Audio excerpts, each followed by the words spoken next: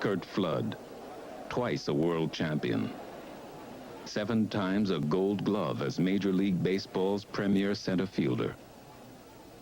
In 1955, right out of high school, he is signed by the Cincinnati Reds. It is really interesting that all the money that's being made in sports today, they signed Frank Robinson and Vada Pinson and myself, all 3 of us, for $4,000 apiece for $12,000. And they had all of us at one time in the outfield, and they really didn't have any idea what they had. As a matter of fact, I was traded to to St. Louis, because they had Frank Robinson and Vada Pinson in the outfield. But a scout named Bobby Maddox signed all 3 of us. And the transition wasn't an easy one. Even though I lived in the black ghetto, I was not aware of the incredible amount of dislike people have for you until I started playing baseball. My first year, I played in High Point, Thomasville, North Carolina. And here's a kid out of California who wasn't sure what it meant to go into a black entrance or sit in the back of the bus. And it was not easy on anybody.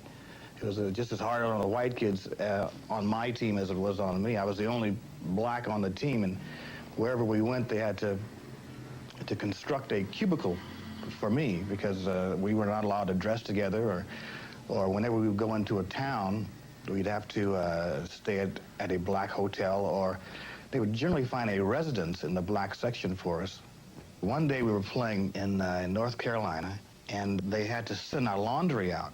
Well, you take off your uniform, you throw them into a nice little pile so they can take your laundry out, right? And this clubhouse equipment manager, very carefully, with great stealth, did he take a stick and separate my baseball clothes from the white guys, because mine had to go to a black cleaners and theirs had to go to another cleaners. From the beginning of the game's professional life, baseball contracts have given the owners of ball clubs exclusive and literal control over the professional life of players. Exempted from antitrust laws, the national pastime was long run by owners determined to maintain that control. Racial politics simply extended that control. During the 1960s, Curt Flood is one of the top salaried players in Major League Baseball.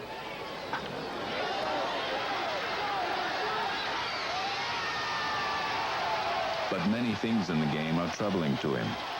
One thing in particular. You have to understand the baseball players at that time. We thought getting $20,000 a year was a fair share of this incredible amount of revenue that's being made in baseball. I knew that the reserve clause in my contract was illegal, and I thought that I was the one to make the difference in our contracts. Legally, a contract must have a beginning and an end. But the reserve clause perpetuated this year after year, even though you only had a 1-year contract.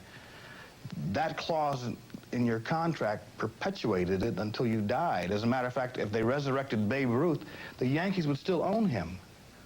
That's how ironclad that clause in the contract was. In 1969, Curt Flood's contract is transferred from the St. Louis Cardinals to the Philadelphia Phillies. He isn't notified beforehand and has no say in the transaction that uproots both him and his family. Flood refuses to report to his new team and instead decides to sue baseball for the right to negotiate the terms of his professional life. I came here to New York and I spoke with Marvin Miller, who was the executive director of the Players Association at the time. And he said, "Curt, I want you to go back to California, and I want you to think about what you're getting yourself in for, because this is going to be a fight to the finish, if in fact that's what you want." And I guess there's something about suing the kind of people that own baseball teams that's kind of frightening. These are really powerful men. Not only do they own baseball teams, but they own everything else in this hemisphere. Flood's case eventually reaches the United States Supreme Court, where he's represented by Arthur Goldberg. He's owned by the team that first employed him or the team to which that team sells him. Realistically, this is what we were arguing. Should one person be able to own another person for his entire life? Well, Abraham Lincoln solved that problem for us, didn't he? And as a matter of fact, this is what the Supreme Court ruled.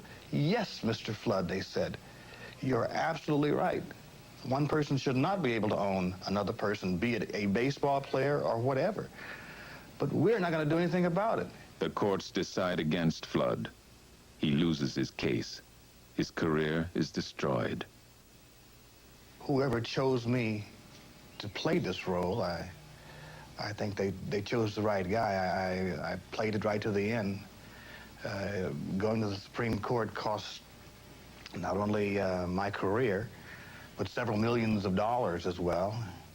But Curt Flood's lawsuit lays the foundation for subsequent arbitration involving Andy Messersmith of the Los Angeles Dodgers. Eventually, free agency becomes law, but Curt Flood, who stepped out first, is left behind. In the aftermath, Curt Flood asks only that baseball fans remember. I did play in 3 World Series, and I won the Golden Glove Award 7 times, and that is not easy when you play the same position as Willie Mays. I hope they remember some of the great things, the great times that we had. I played on some fine teams with some fine young men, and more than the Supreme Court decision, I hope they remember that I gave 100% all the time.